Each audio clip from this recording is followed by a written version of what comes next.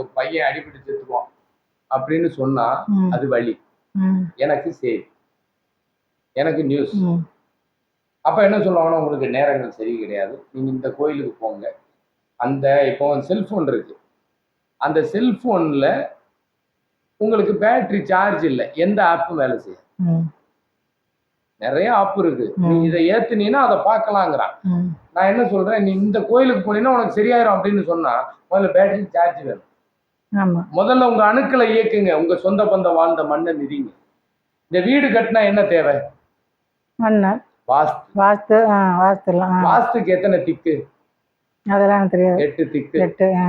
கன்னி மூலை, ஈசான மூலை, நிறைய பேர் குபேர மூலை, அக்னி மூலம்பா, வாயு மூலம்பா, 8 மூலை, 8 திக்கு, திசை 4. அதைத்தான் நானும் சொன்னேன். முன்னோர்கள் வந்து இறைவா திக்குன்னு தெரியல, திசையும் தெரியல. நம்ம குடும்பங்கிறது தான் திக்கு, திசை, வாஸ்து, சாஸ்திரம் எல்லாம்.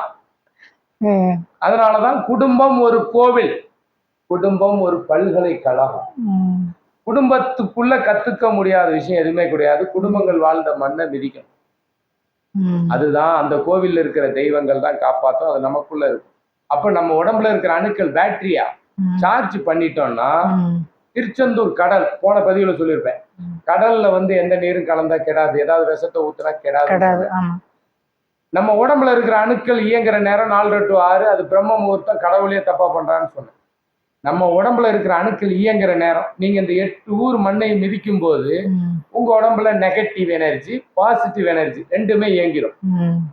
நல்லதும் இருக்கும், கெட்டதும் இருக்கும், ஹீட்டும் இருக்கும், குளிர்ச்சியும் இருக்கும். அது மாதிரி நல்லது கெட்டது நம்ம உடம்புல ஆக்டிவேட் ஆயிடுச்சு, அதை தூய்மைப்படுத்தணும். அப்ப என்ன பண்ணணும்? கடல்ல சனியும் சுக்கிரனும் ஒண்ணு சேர்ந்தா, சனியும் சுக்கிரனும் ஒண்ணு சேர்ந்தா கடல் மருந்தா மாறுமா. நம்ம உடம்புல ஒரு வெட்டுக்காயம் இருந்து கடல் நீர் பட்டா என்ன ஆகும்? சீக்கிரம் ஆறிடும், எரியும், சீக்கிரம் ஆறிடும், எரிச்சலா இருக்கும். ஆனா சனியும் சுக்கிரனும் ஒண்ணு சேர்ற நேரத்துல குடிச்சா எரியாதான், ஆனா ஆறிடும். இது சயின்ஸ். அப்போ சயின்ஸ்னா என்ன? அறிவியல். இயற்கை எய்தினார், இயற்கை எய்தினார், இயற்கையில் கலந்தார். இயற்கை எய்தினார், இயற்கையில் கலந்தார், இறைவனடி சேர்ந்தார். எப்படி? இறைவனடி சேர்ந்தார். இறைவனடி சேர்ந்தார்னா என்ன அர்த்தம்? என்ன சொல்றது? காலமாயிட்டார். காலமாயிட்டாருன்னு சொல்லலாம். அதாவது இறந்துட்டார். இயற்கையில் கலந்துட்டாருனாலும் அது அர்த்தம் தானே. காலமாயிட்டாருன்னு அர்த்தம். இயற்கையில் இயற்கை எய்தினார், இயற்கையில் கலந்தாருனாலும் ஒண்ணுதான். இறைவனடி சேர்ந்தார். நீங்க சொல்ற சயின்ஸ் தான் கடவுள். நீங்க சொல்ற சயின்ஸுங்கிற அறிவியல் தான் கடவுள். அறிவியலும் ஆன்மீகமும் ஒன்றே. இதை உணர அறிவு தான் தேவை. Very good.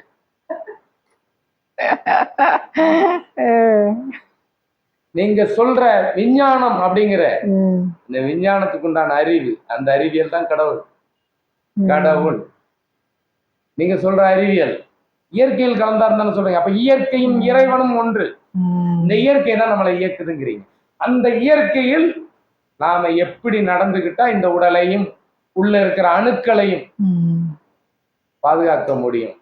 எப்படி எந்த அணுக்களுக்கு தகுந்த இயக்கம் இருக்கோ அதுக்கு தகுந்த குணம் இருக்கும். இப்போ உங்க வீட்டுல ஒரு பொண்ணோட குணம் சரியில்லை, அவ கேரக்டர் சரியில்லைன்னு சொல்றீங்க, மருமகளை சொல்றீங்கன்னு, அதுக்கு காரணம் அவர்களுடைய அணுக்களின் இயக்கம் உங்களுக்கு எதிர்மறையா இருக்கும். அப்ப அந்த கடல்ல காலையில 4:30 to 6 பிரம்ம முகூர்த்தம்னா சனிக்கிழமை காலையில 6 to 7 சனி வரை, சனிக்கிழமை காலையில 6 to 7 சனி வரை. அதுவே 5 மணில இருந்து 6 மணி வரை, 4 மணில இருந்து 5 மணி வரை, 5 மணில இருந்து 6 மணி வரை சுக்கிர வரை. 5 மணில இருந்து 6 மணி வரை சுக்கிர வரை. ஏன்னா வெள்ளிக்கிழமை காலையில 6 to 7 முடிஞ்சிடும். காலை அதுக்கப்புறம் 5 to 6 தான் வரும். அந்த 5 to 6 சுக்கிரவாரம் முடிஞ்சோன்னு சனி வர காலையில 6 to 7. அப்ப சனியும் சுக்கிரனும் ஒண்ணு சேர்ற நேரம் 5:30 to 6:30. இந்த 1 hour கடல்ல குளிச்சா உங்க உடம்புல இருக்கிற இந்த 8 ஊர் மண்ணை மிதிச்சு உடம்புல இருக்கிற எந்த வியாதியா இருக்கட்டும், எவ்வளவு பெரிய பிரச்சனையா இருக்கட்டும், நம்பினார் கெடுவதில்லை, கடலும் கெடுவதில்லை. தீயினால் சுட்ட புண் உள்ளாரும் ஆறாதே, நாவினால் சுட்டவடு. ஒருத்தன் தப்பான வார்த்தை தான் பயங்கரமா சுடுங்கிறீங்க. இன்னைக்கு தப்பா ப்ரெடிக்ட் பண்றவங்களுடைய வார்த்தை பல பேர் வாழ்க்கையை சுடுது. ஆமா. இதுக்கு தீய வச்சு எரிச்சிட்டு போயிடலாம். அதனாலதான் நிறைய பக்கம் போர் வெடிக்குது. இந்த போர் வெடிக்கிறதுக்கும் சொல்லுவான், சனி செவ்வாய் சேர்க்கை இருக்குது பறைக்க போர்க்களம். சனி செவ்வாய் சேர்க்கை இருக்குதுன்னா அது அந்த நாட்டுல வெடிக்குதுன்னா அப்போ உனக்கு சேர்க்கை இருந்தா அப்போ அந்த இடத்துல சேர்க்கை இருக்குது, இந்த மாதிரி பிரச்சனை வரும். அப்படி இல்லைன்னாலும் அதுக்கு தகுந்த தீ விபத்து காட்டுதுன்னா இயற்கையின் சீற்றத்தை நம்ம அழிக்க முடியாது. அப்ப அதுல இருந்து பாதுகாக்கணும். இப்போ ஜாதகம் கண்டுபிடிச்சதே சித்தர்கள். இந்த ஜாதகத்தெல்லாம் கண்டுபிடிச்சது சித்தர்கள் தான். எந்த கிரகத்தினுடைய தாக்கம் எப்படி இருக்கும் என்ன ஏதுன்னு அதுக்கு தகுந்த உணவையும் கொடுத்துட்டான். அது எந்த உறவை பாதுகாக்க தாக்கம்னு கொடுத்துட்டான். எந்த உறுப்பை தாக்கும், எந்த சித்தர்களால மூலிகையை தங்கமா மாத்த முடியும். யாராவது ஒரு கட்டி தங்கம் வச்சிருந்தாங்களா? இல்ல. அத்தனை பேரும் மருத்துவ குறிப்பு தானே எழுதியிருந்தாங்க. சித்தர்கள் மருத்துவ குறிப்பு. அப்போ ஒரிஜினல் வைத்தியர். கரெக்ட் தானே? சித்தர்கள்லாம் வைத்தியர்கள். இன்னைக்கு இருக்கிற டாக்டர்கிட்ட போனீங்கன்னா சரியா பிசினஸ் நடக்கலன்னு தான் சொல்லுவாங்க. அறம் செத்து பல வருஷம் ஆச்சு. அறம்னா என்னன்னு தெரியுமா மேம்? நேர்மை. பரவாயில்லையே. அது குழி தோண்டி புதைச்சு. அப்படி இருக்கும்போது ஜாதகமும் இன்னைக்கு தொழில். இன்னைக்கு ஒரு ஆப் ஒண்ணு புதுசா வந்திருக்குது. அந்த பேரை சொன்னா வேணா கேஸ் போடலாம். நமக்கு எதுக்கு? உங்களுக்கு என்கிட்ட வாங்க, நீங்க தேதி பேர் சொன்னா போதும். ஒரே தேதியில பல கோடி பேர் பிறந்திருக்காங்க. இந்த வாழ்க்கையில உனக்கு என்ன நடக்குங்கிறது தேவையில்லை. என்ன நடந்தாலும் நீ எப்படி நடக்கணுங்கிறது தான் தேவை. கரெக்ட். உன்னை வழிநடத்த தலைவன் சரியா இருந்தா நீ பின்னாடி வர சந்ததியை சரியா வழிநடத்த. இன்னைக்கு உன் தேவைக்காக பல பேர் வாழ்க்கையை நீக்கெடுக்கும் போது எத்தனை பேர் ஜாதகம் எத்தனை பேர் பரிகாரம் பண்றாங்களோ அத்தனை பேர் குடும்பத்திலயும் எனக்கு அத்தனை மந்திரம் படிச்சிருக்காங்கல்ல, ஏன் அவங்க வீட்டுல பிரச்சனை? ஆமா, கடவுளை அதிகமா கும்பிடுறவங்க தான் பிரச்சனையும் அதிகமா இருக்கு. நீங்க ஒரிஜினலை கும்பிடல, நான் எங்க அம்மாவை கும்பிடுறேன், எனக்கு பிரச்சனை இல்லைங்க. எங்க அப்பா அம்மாவை நம்பினா எங்க அப்பா அம்மா சாவர வரைக்கும் எனக்கு துரோகம் பண்ண மாட்டாங்க. ஏன்னா அது ஒரிஜினல் கடவுள். நீங்க கும்பிடுற கடவுள் வேணா உங்களுக்கு துரோகத்தை பண்ண. ஏன்னா பெத்த மனம் பித்து, பிள்ளை மனம் கல்லு. கல்லை கண்டால் நாயகன் தெரியாது, நாயகனை கண்டால் கல்லாய் அது தெரியாது. எனக்கு அந்த கல்லுக்குள் இருக்கும் என் முன்னோர்களின் உடல் தெரியும், உங்களுக்கு தெரியாது, எனக்கு தெரியும். ஏன்னா நான் பார்க்கும் பார்வை வேறு. ஒரு பொண்ணை எப்படி பார்க்கணும்னு சொல்றீங்கல்ல, அத மாதிரிதான் இறைவனை எவ்வாறு பார்க்க வேண்டும். நீங்க ருத்ராட்ச கொட்டையில இருக்குங்கிறீங்க, நான் இல்ல எனக்குள்ள இருக்கு. இந்த உலகத்துல ருத்ராட்சம் அழியாத விதை, முளைக்காத விதை.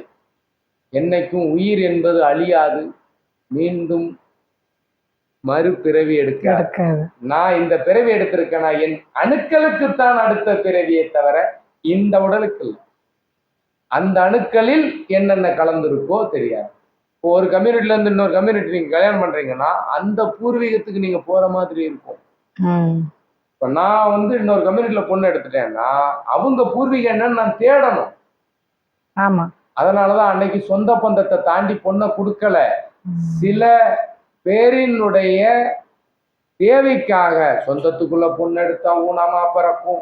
அன்னைக்கு விட இன்னைக்கு தான் திருநங்கைகள் ஜாஸ்தி, ஊனங்கள் ஜாஸ்தி, முதியோர் இல்லம் ஜாஸ்தி, எல்லாம் இன்னைக்கு தான் ஜாஸ்தி. அப்போ சொந்தத்தில் பொண்ணு எடுக்காம பிறரில் பொண்ணு எடுக்க எங்கெல்லாம் உங்களுக்கு தடை மையம் இருந்ததோ, எங்கெல்லாம் தடை மையம் இருந்ததோ அதை விட அதிகமாக தரிப்பு மையம் இன்னைக்கு இருக்குது. அதுவும் உன் குடும்பத்தின் அணுக்களை செலுத்தாம பிறர் அணுக்களின் மூலம் உற்பத்தி திறன் இன்னைக்கு அதுவும் கிடையாது, அதுவே தயார் பண்ணும். அது போல அளவுக்கு அதிகமான ஆன்மீகமும் அறிவும் எடுக்கும். அளவுக்கு அதிகமான பக்தி, அளவுக்கு மிஞ்சின பக்தி, கண்மூடித்தனமான பக்தி எப்படி அழிக்குமோ அதே மாதிரி அளவுக்கு அதிகமான அறிவியல், ஏன்னா அறிவியல் ஆன்மீகம் ஒண்ணு, அதுவும் உன்னை அழிக்கும். இந்த அழிக்குதுல்ல, அளவுக்கு மிஞ்சினால் அமிர்தமும் நஞ்சு. இன்னைக்கு நஞ்சுதான்.